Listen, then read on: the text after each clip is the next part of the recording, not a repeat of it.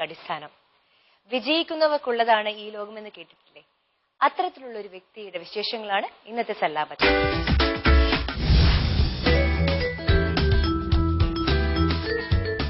സല്ലാപത്തിലേക്ക് ഏവർക്കും സ്വാഗതം. മനോഹരിയായ കഴിവുറ്റ ഒരു മോഹിനിയാട്ടം നർത്തകി, അതോടൊപ്പം 8 നൃത്തവിദ്യാലയങ്ങൾ നടത്തിക്കൊണ്ടു പോകുന്ന ഒരു വനിത, കുടുംബവും കലയും ഒരുപോലെ കൈകാര്യം ചെയ്യുന്ന കലാമണ്ഡലം ധനുഷ സാന്യാലാണ് ഇന്ന് എന്നോടൊപ്പം സല്ലാപത്തിൽ. നമസ്കാരം ധനുഷ.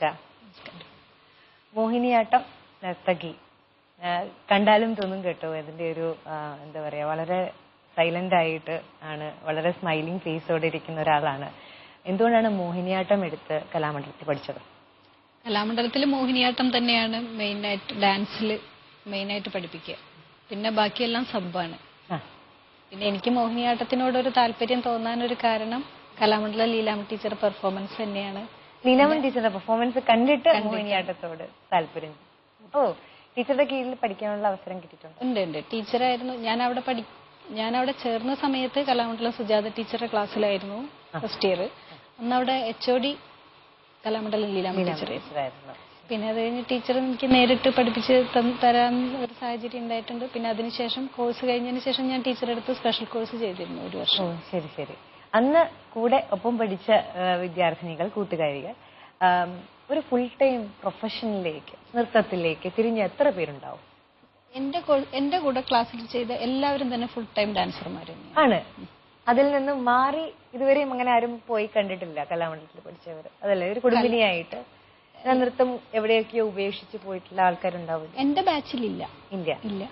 എല്ലാരും തന്നെ ഒരു ആവറേജിന് മേലെ അന്നും പെർഫോം ചെയ്യുന്ന ആൾക്കാർ തന്നെയായിരുന്നു. ഇപ്പോഴും അവരൊക്കെ നന്നായി ചെയ്യും, നന്നായിട്ട് തന്നെ അവരൊക്കെ ഫീൽഡിലുണ്ട്. ശരി. ധനുഷയുടെ പാരന്റ്സ് ആയിരുന്നോ അതോ ധനുഷ പ്രത്യേകം പേഴ്സണലി തീരുമാനിച്ചു പോയതാണോ കലാമണ്ഡലത്തിൽ? എന്റെ അച്ഛനാണ് ശരിക്ക് ഡാൻസിലേക്ക് എന്നെ കൊണ്ടുവന്നത്. അച്ഛനാണ്. എന്റെ ഒരു ഇഷ്ടം കണ്ടിട്ടായിരിക്കണം അച്ഛൻ വളരെ ചെറുപ്പത്തിൽ, ഒരു 3 വയസ്സുള്ളപ്പോൾ തുടങ്ങി തന്നെ ഡാൻസ് പഠിക്കാനായിട്ട് കൊണ്ട് ചേർത്തു. അന്നൊരു പറവൂരൊരു മേരി ടീച്ചർ അടുത്താണ് ഡാൻസ് പഠിക്കാൻ ചേർത്തത്. അമ്മയാണ് കൊണ്ടു നടന്ന് എല്ലാം പഠിപ്പിച്ചത്. പിന്നെ കലാമണ്ഡലത്തിൽ ചേരണം എന്നുള്ളത് എന്റെ ഒരു ആഗ്രഹമായിരുന്നു. ശരി. സാധാരണ അമ്മമാരാണ് നൃത്തം പഠിക്കൂ പറയാ, ഇത് അച്ഛൻ പറയുന്ന? ഇല്ല, എന്റെ അച്ഛൻ അങ്ങനെ എന്നെ ഇതുവരെ കോമ്പറ്റീഷനൊന്നും പങ്കെടുപ്പിച്ചിട്ടില്ല.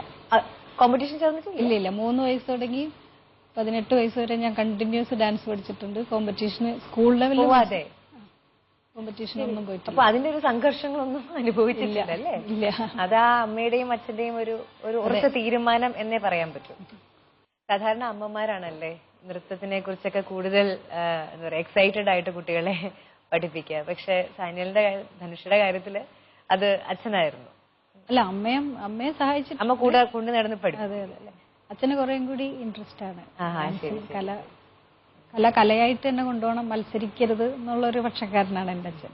ഇന്നത്തെ കാലത്ത് എത്ര പേരുണ്ട്, ഈവൻ ധനുഷയും ഒരുപാട് പേരൻസിനെ കാണുന്നതല്ലേ? കുട്ടികൾ എത്ര താല്പര്യത്തോടെ, അല്ലെങ്കിൽ അതിനകത്ത് എത്ര റിയൽ താല്പര്യമുണ്ട്.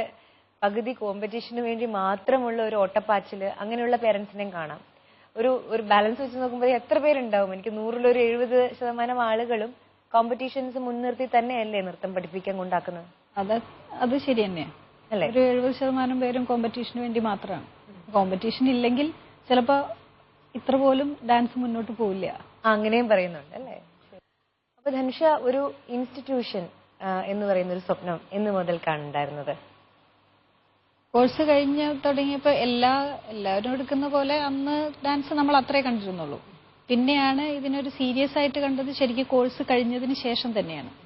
ലീലാമ്മ ടീച്ചർ അടുത്ത് പിന്നെ ഹയർ സ്റ്റഡീസിന് ചെല്ലുമ്പോഴാണ് ടീച്ചർ നമ്മളോട് കുറേം കൂടി സീരിയസ് ആയിട്ട് കാണണം, ഡാൻസ് പ്രൊഫഷനായിട്ട് എടുക്കണം, അങ്ങനെയൊക്കെ പറഞ്ഞപ്പോഴാണ് നമുക്കും അത് ആലോചിക്കാം എന്നുള്ളൊരു ലെവലിലേക്ക് പോണത്. അവിടെ നിന്ന് പിന്നെ ഞാൻ ലീലാമ്മ ടീച്ചറുടെ തന്നെ സമ്മതത്തോടു കൂടി തന്നെയാണ് പത്മശ്രീ ഭാരതി ശിവജിയുടെ അടുത്ത് ഒരു വർഷത്തെ കോഴ്സ് ചെയ്തിരുന്നു. അവര് സെന്റർ ഫോർ മോഹിനിയാട്ടം എന്ന് പറഞ്ഞിട്ട് ഒരു സെന്റർ നടത്തിയിരുന്നു. അവിടെ 1 വർഷത്തെ കോഴ്സ് ചെയ്തിട്ടുണ്ട്. കല്യാണം കഴിഞ്ഞു, അതിനുശേഷം നൃത്തത്തെ കൂടുതൽ സീരിയസ് ആയിട്ട് കാണുകയാണ് ഉണ്ടായത് അല്ലേ? അപ്പൊ ഇതിനൊരു ഗ്രോത്ത് ഉണ്ടായിട്ടുള്ളത്, എവിടെയും ഒരു തടസ്സമൊന്നും നേരിട്ടില്ല. അദ്ദേഹത്തെ എങ്ങനെയാണ് കണ്ടുമുട്ടിയത്? അറേഞ്ച്ഡ് മാരേജ് ആയിരുന്നോ? അറേഞ്ച്ഡ് മാരേജ് ആയിരുന്നു. പ്രൊഫഷൻ എന്താണ്? എഞ്ചിനീയറാണ്. എഞ്ചിനീയറും ഡാൻസറും.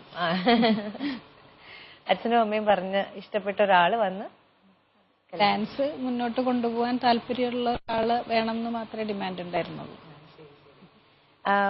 ഒരു ഇൻസ്റ്റിറ്റ്യൂഷൻ തന്നെ നടത്താനായിട്ട് ഇന്നത്തെ കാലത്ത് ആൾക്കാർ വളരെയധികം ബുദ്ധിമുട്ടുന്ന സമയത്താണ് 8 ഇൻസ്റ്റിറ്റ്യൂഷൻ എന്നൊക്കെ പറയുന്നത്. ഒരുപാട് എണ്ണം പറഞ്ഞ ഒരു 10-ലധികം ആൾക്കാരെ എനിക്ക് അറിയാം. പക്ഷെ 8 ഇൻസ്റ്റിറ്റ്യൂഷൻ ഒരുപോലെ നടത്തുന്ന ഒരു കുടുംബിനി എന്ന് പറയുമ്പോൾ ഒരുപാട് ചുമതലകളുണ്ട് അല്ലേ? അതിൽ ടീച്ചേഴ്സ് എന്റെ സ്റ്റുഡൻസ് തന്നെയാണ്. ഈ പറഞ്ഞ പോലെ ഫസ്റ്റ് ബാച്ചിൽ ഉണ്ടായിരുന്ന കുറെ സ്റ്റുഡൻസ് ആണ് അതിൽ എന്നെ ഹെൽപ്പ് ചെയ്തുകൊണ്ടിരിക്കുന്നത്. അവരാണ് ശരിക്കും ക്ലാസ് ഹാൻഡിൽ ചെയ്യുന്നത്. ഇപ്പൊ ഞാൻ നാട്ടിലില്ലാത്ത സമയത്ത് അവർ ക്ലാസ് ഹാൻഡിൽ ചെയ്യും. അവർ തന്നെയാണ് ഇൻസ്റ്റിറ്റ്യൂഷൻസ്. ആദ്യം തുടങ്ങിയത് കൊടുങ്ങല്ലൂരല്ലേ? അതെ, കൊടുങ്ങല്ലൂർ. അതിങ്ങനെ അങ്ങ് കോഴിക്കോട് മുതൽ അതെ, ഇപ്പൊ ഏകദേശം കാസർഗോഡ് തുടങ്ങി നമുക്ക് കുട്ടികളുണ്ട്, സ്റ്റുഡൻസ്. കാസർഗോഡ് മുതലുണ്ട്. ശരി ശരി. സ്കൂൾ യൂത്ത് ഹോസ്റ്റലിന് മോഹിനിയാട്ടം പഠിക്കാനായിട്ട് പലരും എങ്ങനെയാണ് ഇൻസ്റ്റിറ്റ്യൂഷന്റെ ഒരു തുടക്കം? എങ്ങനെയാണ് നമ്മള് പരിചയമുള്ള ആളുകൾക്കിടയിലേക്ക് അവിടെ ഒരു സ്ഥലം, ഒരു സ്കൂളൊക്കെ നമ്മൾ സംഘടിപ്പിച്ച് അവിടെ സ്റ്റാർട്ട് ചെയ്യുവാണോ, അതോ എന്തെങ്കിലും തരത്തിലുള്ള ആവശ്യം ഉന്നയിച്ചാരെങ്കിലും ഇവിടെ തുടങ്ങിയാൽ കൊള്ളാമെന്ന് അങ്ങനെ പരിചയക്കാര് പറഞ്ഞ് അങ്ങനെ പോകുന്നതാണോ? അല്ല, ഞാൻ എന്റെ നാട്ടിലൊരു ഇൻസ്റ്റിറ്റ്യൂഷൻ, പിന്നെ മോഹിനിയാട്ടം ഞങ്ങളുടെ നാട്ടിലൊക്കെ, ഞങ്ങളുടെ കൊടുങ്ങല്ലൂർ ഒരു ചെറിയൊരു ടൗൺ ആണ്. അവിടെ മോഹിനിയാട്ടത്തിന് അതുവരെ ക്ലാസ്സുകളൊന്നും ഉണ്ടായിട്ടില്ല. അപ്പൊ അതുകൊണ്ട് നമ്മളൊരു മോഹിനിയാട്ടം സെന്റർ അവിടെ തുടങ്ങി. കുട്ടികൾ, കുറെ കുട്ടികൾ അതിനകത്ത് താല്പര്യമുള്ളവരെ കണ്ടു. പിന്നെ ഇങ്ങനെ പതുക്കെ പതുക്കെ പലരും മോഹിനിയാട്ടം അന്വേഷിച്ച് വരാൻ തുടങ്ങി. ഇപ്പൊ ഭരതനാട്യത്തിന്റെ അത്ര അങ്ങോട്ട് കുട്ടികൾ ഇപ്പോഴും മോഹിനിയാട്ടത്തിൽ വരുന്നുണ്ടോ എന്ന് ചോദിച്ചാൽ എനിക്കൊരു പക്ഷേ ഇല്ല എന്നുത്തരം പറയുന്നത്. അത് കാരണം ഞങ്ങളും ഇപ്പൊ ഒരു ചെറിയ അന്വേഷണത്തിലാണ്. ഞാനിപ്പോ സീനിയേഴ്സ് ആയിട്ടുള്ള കുറെ ടീച്ചേഴ്സിനെ ചെന്ന് കണ്ടു, സംസാരിച്ചു. അപ്പൊ ഏകദേശം ഒരു 50 കൊല്ലത്തെ അല്ലെങ്കിൽ ഒരു 60-65 കൊല്ലത്തെയാണ് നമുക്കൊരു ഹിസ്റ്ററി ഉള്ളൂ മോഹിനിയാട്ടത്തിന്, ഇപ്പൊ നിൽക്കണ മോഹിനിയാട്ടത്തിന്.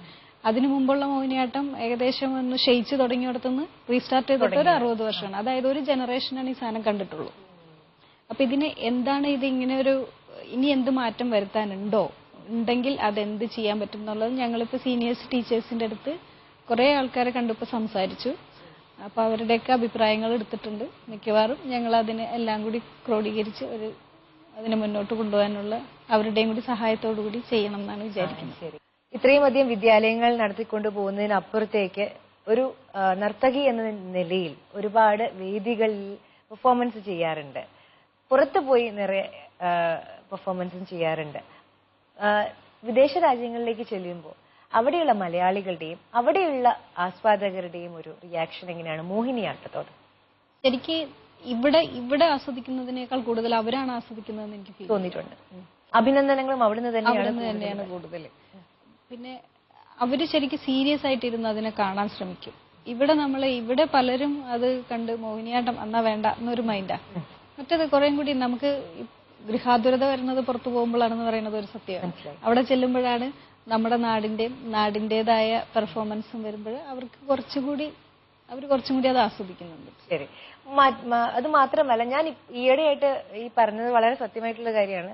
പുറത്തൊക്കെ പോകുമ്പോഴത്തേക്കും അവിടെയുള്ള വീട്ടമ്മമാർക്ക് നൃത്തം പഠിക്കാനുള്ള ഒരു ആഗ്രഹം ഇപ്പോൾ കൂടുതലായി കാണുന്നുണ്ട്. ഞാൻ പലപ്പോഴും ഇവിടുന്ന് പഠിച്ചിട്ട് പോയ ധനുഷയ മാതിരിയുള്ള ആളുകൾ, കുടുംബിനികളാണ് അവിടെയെങ്കിൽ, അവിടെ അടുത്തുള്ള സുഹൃത്തുക്കളെ പഠിപ്പിക്കുക, ഒരു നൃത്ത വിദ്യാലയം ഫോം ചെയ്യുക, വളരെ ഭംഗിയായി കൃത്യതയോടെ ഫ്രീക്വന്റ് ആയിട്ട് അവർ പ്രോഗ്രാമുകൾ അവതരിപ്പിക്കുക ഒക്കെ നടന്ന് കാണാറുണ്ട്. എന്നാൽ കേരളത്തിൽ നേരെ തിരിച്ചാണ് അല്ലേ? അങ്ങനെ തോന്നിയിട്ടുണ്ടോ? അതിപ്പം നമ്മുടെ നാടിന്റെ അടുത്തുനിന്ന് മാറി നിൽക്കുന്നതുകൊണ്ടാണോ ഈ താല്പര്യം ഇങ്ങോട്ട് വരാൻ കാരണം? എല്ലായിടത്തും കലയെ സ്നേഹിക്കുന്നവരെല്ലായിടത്തും ഉണ്ടാവും. പക്ഷെ ഇവിടെ കുടുംബിനിയായാൽ അത് ഒരു പ്രായം കഴിഞ്ഞാൽ നൃത്തം പഠിക്കുന്നതിനോട് ഇവിടെയുള്ള ആളുകൾക്ക് കുറച്ച് അവർ പിന്നോക്കത്തിലാണെന്ന് തോന്നിയിട്ടില്ലേ? അത് തോന്നിയിട്ടുണ്ട്. ഇവിടെ പിന്നെ കുറേം കൂടി ഫാമിലി, പിന്നെ കുറച്ചും കൂടി അവിടെ കുറേം കൂടി ടൈം അവർക്ക് കിട്ടുന്നുണ്ടാവാം അല്ലേ? ഇവിടെ കുറച്ചും കൂടി ടൈം കുറവായതുകൊണ്ടായിരിക്കാം. ശരി ശരി. അപ്പൊ മറ്റു പറഞ്ഞ ഭരതനാട്യം, കുച്ചിപ്പുടി ഇങ്ങനെയുള്ള കലാരൂപങ്ങളും പഠിപ്പിക്കുന്നുണ്ടാവും അല്ലേ? അതിന് ഇൻസ്റ്റിറ്റ്യൂഷനിൽ നമുക്ക് വേറെ ടീച്ചേഴ്സ് തന്നെയാണ്. ഞാൻ മോഹിനിയാട്ടം മാത്രമാണ് പഠിക്കുന്നത്. ഒരുപാട് പുരസ്കാരങ്ങൾ കിട്ടിയിട്ടുള്ള ആളാണ്. കിട്ടിയിട്ടുള്ള അംഗീകാരങ്ങൾ ഏതൊക്കെയാണെന്ന് പറയുമോ? കലാമണ്ഡലത്തിൽ പഠിക്കുമ്പോൾ വള്ളത്തോൾ സ്കോളർഷിപ്പ് കിട്ടിയതാണ് ഏറ്റവും അധികം ഞാൻ എന്റെ മനസ്സിൽ സൂക്ഷിക്കുന്നതാണ്. യുഗസാംസ്കൃതി അവാർഡ് വന്നിട്ടുണ്ടായിരുന്നു. പിന്നെ 2015 ലാസ്യമോഹിനി അവാർഡ് കിട്ടിയിട്ടുണ്ടായിരുന്നു. മകനാണ്. മകളായിരുന്നെങ്കിൽ ഡാൻസ് ഇപ്പോഴേ പഠിപ്പിച്ച് തുടങ്ങിയേനെ. അങ്ങനെയാണോ? അല്ല, മകന് ഡാൻസിനോടൊന്നും അത്ര താല്പര്യം ഇപ്പൊ കാണുന്നില്ല. അവന് ഇഷ്ടമുണ്ടെങ്കിൽ പഠിപ്പിക്കും. അനുഷ നേരത്തെ പറഞ്ഞ മാതിരി എത്രത്തോളം നമ്മൾ നേട്ടങ്ങൾ കൈവരിച്ചാലും മോഹിനിയാട്ടം എന്ന കലാരൂപത്തെ അതിന്റെ തനതായ രീതിയിൽ ഒരുപാട് ആസ്വാദകരിലേക്ക് എത്തിക്കുക എന്നത് തന്നെയാണ് ഒരു നർത്തകി അല്ലെങ്കിൽ മോഹിനിയാട്ടം ചെയ്യുന്ന ഒരു ആർട്ടിസ്റ്റ് എന്നുള്ള രീതിയിൽ ധനുഷയ്ക്ക് ആഗ്രഹിക്കാൻ പറ്റുന്ന ഒരു കാര്യം അല്ലേ? തന്നെയാണ് എന്റെ ഏറ്റവും വലിയ ആഗ്രഹം. മോഹിനിയാട്ടം കുറേയും കൂടി ഭരതനാട്യം കാണുന്ന അതേ ഒരു ലെവലിലേക്ക് മോഹിനിയാട്ടത്തിന് ഒരു വ്യൂവേഴ്സിനെ ഉണ്ടാക്കിയെടുക്കുക എന്നുള്ളത്